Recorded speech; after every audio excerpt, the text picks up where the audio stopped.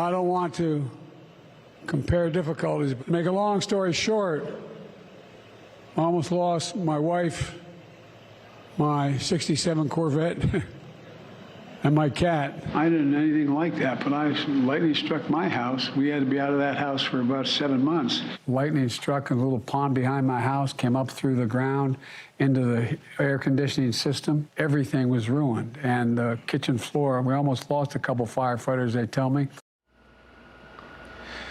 Well, that's President Biden telling that story again and again and again about the fire in his house. The reporters and reporting of that at the time said it was a pretty small kitchen fire and wasn't extensive like he describes. The New York Post wrote up this. Biden lies to survivors, makes it all about himself in Hawaii. This isn't empathy, this is ego, and it's insulting. A myth has been constructed around Joe Biden. He's the great negotiator, he's the empathizer-in-chief, he's Mr. Even-Keeled. None of these things are true. Okay, as these writings come up, a new book is out that is also not flattering at times of the president. It's called The Last Politician by Franklin Foer. Let's bring in our panel. Byron York, chief political correspondent of the Washington Examiner. Leslie Marshall, Democratic strategist, and Ben Domenech, editor-at-large for The Spectator, host of the Ben Domenech podcast on Fox News Radio. You know, Byron, it is amazing that some of these stories that the White House is fact-checked on and they are asked about continue to bubble up in different moments and kind of bizarre moments. He'll never stop telling them. You know, this book just came out. I've not read the book, but have looked at the excerpts, and I think it kind of shows that Joe Biden is exactly the guy we thought he was. On the Afghan withdrawal, the disastrous Afghan withdrawal, he thought he knew more than anybody else about it because he had been on Senate committees for a million years. He micromanaged it. Probably made things worse, and then wouldn't take any blame at all for it. I mean, that's kind of what we thought about what was going on. And there's one more thing. He occasionally has told aides that he feels tired. Well, we can actually see that. I mean, if he told his aides, you know, I think I'm just too old for this job, now that would be news. But I think we're really learning basically what we already knew about Joe Biden. Yeah, we'll also learn, Leslie, soon if the appetite for inside books, interview books about President Biden is as large as it is for books about President Trump. Here's that excerpt featured in The Atlantic about Afghanistan. Joe Biden was determined to get out of Afghanistan no matter the cost. For a man long caricatured as a political weather vane, Biden exhibited determination, even stubbornness, despite furious criticism from the establishment figures whose approval he usually craved. For a man vaunted for his empathy, he could be detached, even icy, when confronted with the prospect of human suffering.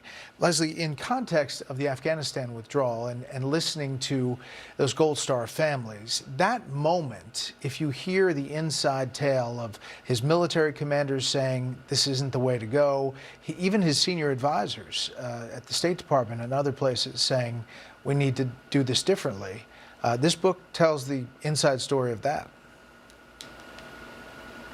I don't think that book is going to make a difference to voters. And the reason why, and not that it should necessarily, I mean, the author has a right to put out that information, and people have a right to buy it and read it or not. I just think that the people that are unhappy with what happened in Afghanistan, if they're a Democrat, they'll still vote for Joe Biden. If they're Republican, they still won't vote for Joe Biden. That'll just be another reason that they add to their pile.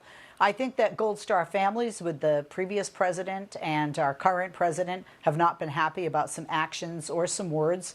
We know that the previous administration very much wanted to get out of Afghanistan almost at any course. You know, look, I mean, we are not supposed to negotiate with terrorists. Last time I checked, Taliban were and still are at this time. So I think your opening line there, Brett, is very accurate. You know, I mean, who's going to read this and what does it do? To Byron's point, it reconfirms what some people already believe, and to others, it's just not a kitchen table issue for them anymore. It is for a Gold Star family, but not for majority of voters. Yeah. I guess, Ben, I think politically, that moment of the Afghanistan withdrawal, even you take out some of this testimony by the Gold Star families, which has really been visceral and emotional. It seems like it is something that that Republicans are grabbing onto as a moment that possibly could turn something politically. Here's a soundbite from some of those families, and just talking this past week. Our Commander-in-Chief called this evacuation a success, as if there should be celebration. It is like a knife in the heart. How could so many people pay their respects, but nothing at all from the President of the United States? Your thoughts, Ben? Sometimes I agree with Leslie's analysis. I can't disagree more in this occasion. I think that this was the signal moment in the early year of the Biden administration, where we saw the utter eradication of the two things that really elevated him to the presidency: the idea that he represented normalcy and competence, and the idea that he was an empathetic individual who could connect with people who were suffering. Both of those things were eradicated in the space of just a few weeks around this withdrawal. There were so many different people who were advising them to hang on to Bagram, to go out of Bagram, as opposed to this tiny airport, who could have avoided this kind of circumstance. You know, I've interviewed the authors of the Kabul book, James Hassan and Jerry Dunleavy, on my own podcast. The stories that they tell are harrowing.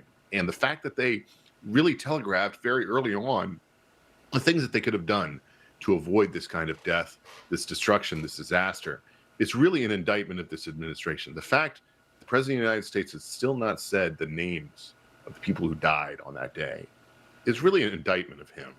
And I understand that he tends to personalize these events. It's something he's always done. But, you know, as you showed in that scene before, you know, there's something, he said that story more than a dozen times. In one of the tellings, he says, "We almost lost firefighters." That's just not true. Okay. He inflates these things. And at a certain point, you have to ask, is Grandpa telling a fish story, or does Grandpa not know that he's telling a fish story? Does he really believe this about what he did? And frankly, I think that what it is an indictment of Joe Biden, the man, Joe Biden, the president. And I think it's going to go down as the beginning of the end of the respect for him from independents in this country, who thought that they were electing a man of normalcy, competence, and empathy, and found out something very different. You know, there's a lot of criticism going around.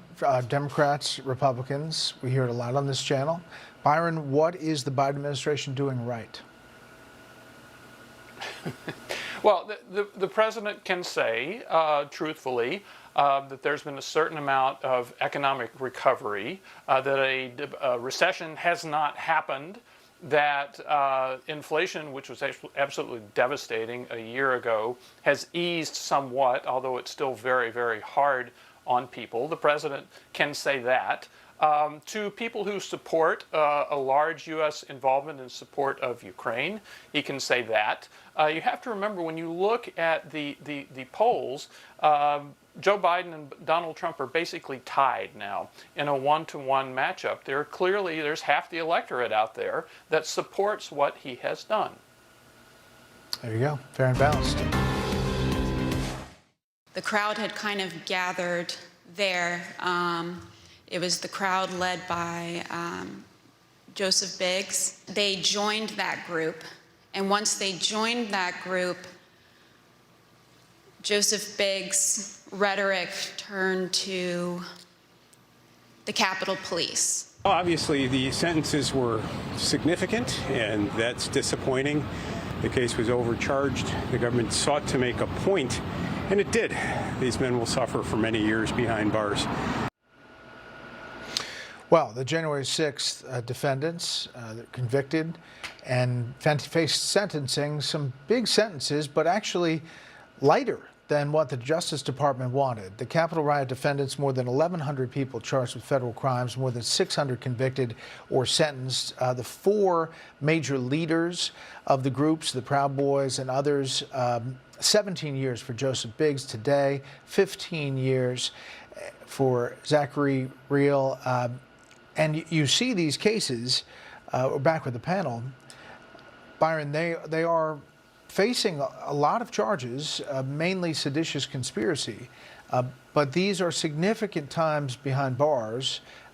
Your thoughts on this process and what we've seen about how these cases are moving forward? Yeah, a lot, some January 6th rioters engaged in really ugly fights and attacks on the police. It's not hard to support significant punishment for them, but this seems to be one of these cases, and there are quite a few that were actually overcharged and have now been over-sentenced. In this case, Joseph Biggs, his violent act was pushing or destroying part of a fence.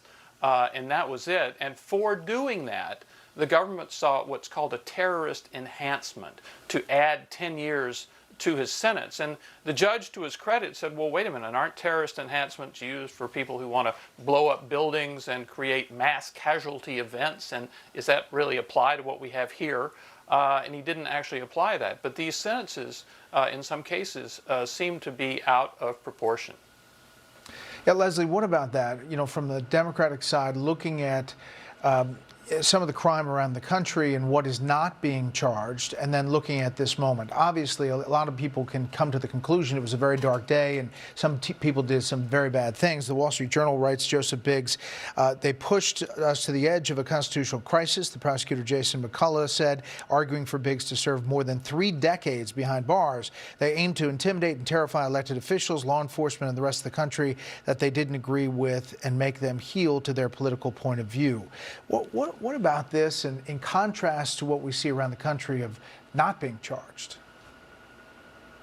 I'm more conservative on crime. A lot of my fellow libs are not real happy about that. But I can understand why some people might be upset, especially when you go to Byron's point about violence and terrorism. But if you take 10 years off the 33 the government wanted, that's 23.